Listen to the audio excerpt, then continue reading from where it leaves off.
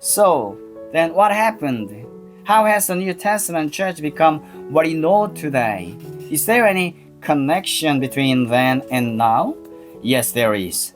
And the process can be traced in the history of the church. The real difficulty arose over the whole question of discipline, especially in the matter of doctrine. While the apostles were alive, everything was referred to them because they were the apostles, these unique men. The church is built upon the foundation of the apostles and prophets. Ephesians chapter 2 verse 20. They did these rounds of the churches and everything could be referred to them. And we have seen that was the course taken by the church at Antioch. But then the apostles died, and the question arose almost immediately: how do you exercise discipline? Men set themselves up as teachers, and they began to preach things that were wrong, heresies. What could be done about them? And that is how the difficulties arose. And the modern situation came into being because it was felt that there must be some authoritative way of resolving problems. So the early church had to grapple with this great problem and remember they were men and women in the flesh as we are, prone to error, ever ready to insinuate a little human wisdom perhaps instead of adhering to the primitive pattern. It is very natural and all very understandable, but the question for us is, was it right?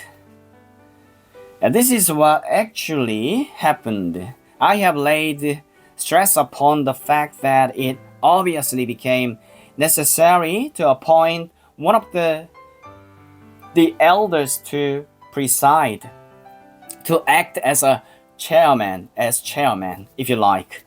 Now, if the man chosen to preside happened to have a particularly strong personality or was an unusually able and gifted man, quite unconsciously his authority and power tended to become greater and greater. This happened in a number of cases, and in addition to that, the members of the church themselves might well feel, and indeed did feel, that there must be some sort of ruling and that everybody must submit to this ruling. So they would agree that where there was a difference of opinion, the president should be allowed to decide. You can see how the change came about. The president was only one of the elders and no more, but he had been put into a position of authority, and in these ways and for these reasons, authority and power were increasingly added to him. By the middle of the 2nd century, men in the position of presidents or chairmen were regarded as a separate order of officers in the church. Gradually, the very name was changed and they began to be called bishops. Now in the New Testament, as I have indicated, bishop, elder, and overseer are alternative terms for the same person, We see this in Philippians chapter 1 verse 1, but now this word bishop began to be isolated and applied only to the presiding elder. And soon there was a separate order of bishops. Instead of only elders and deacons, there were now bishops, elders, and deacons. So that is how the three-tiered system developed. The bishops, the overseer was at the top, then came the elders, and then the deacons. But once you start along that line, you cannot stop. At first, there was a bishop in each church. I am not just saying what I think. This is sheer history. Obviously, he was the presiding elder and he became the bishop. Sometimes there would be more than one bishop in a church and they took the chair in a kind of rota. However, the important point is that having started with this new office, as the problems increased, so did the power of the bishop. The next development came when it was felt that the bishop of a town church was abler and more important than the bishop of a country church. People have always thought that there is some peculiar merit about a town and that people in towns are more intelligent than people in the country. A complete fallacy, of course, and so it began to be said that the opinion of the bishop in the town was better than that of the bishop in the country. And this went on to such an extent that when there was a gathering of bishops, the one who always presided was the bishop from the town, and so developed what is now called a diocesan bishop, a bishop over a number of others. And he often had a great territory under his rule. Then, of course, the next step followed. As a town is more important than a village, so a country town is more important than an ordinary town, and a capital is more important than a country town. And so we find the rise of the metropolitan bishop. Here was a man who was a bishop over a whole country. He was more important than the bishops in the towns, who are more important than the bishops in the villages and in the country districts. And there were a number of these metropolitan bishops, one in Rome, another in Corinth, another in Antioch, and another in Alexandria in Egypt. It was illogical to stop there, was it not? Who decided between the metropolitans? Well, obviously you must have one who was supreme. And there was your Pope, and that is exactly how it happened.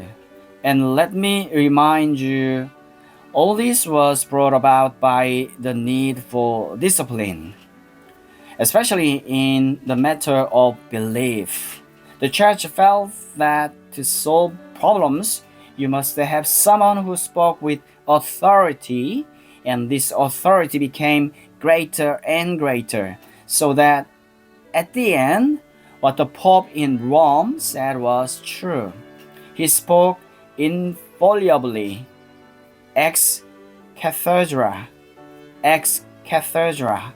This definition had not yet been made, but that is what came to be believed and practiced. There was a great fight over this, and it lasted for many centuries. I am giving you a bird's eye view of it all. But there is one other major factor that I must mention. About the year 325, the then Roman emperor, whose name was Constantine, decided for purely political reasons, I think we must all agree, to become a Christian. I could give you the political reasons, but I shall not do so because it would only confuse the point I am trying to emphasize. He felt it was the right and obvious thing to do. It paid him to do it. Leaders change. Roman emperors used to persecute the Christians, But Christians became so powerful, and there were so many divisions among the followers of the pagan gods, and that this astute man, Constantine, conceived the idea that, after all, if he only put these Christian people first and became one of them himself, it would solve many problems for him, and indeed it did.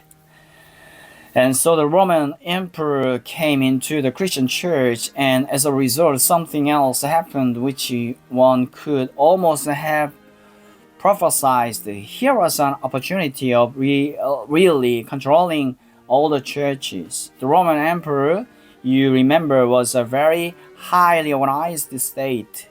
The center of government was at Rome, and at Rome was the head of all, the emperor.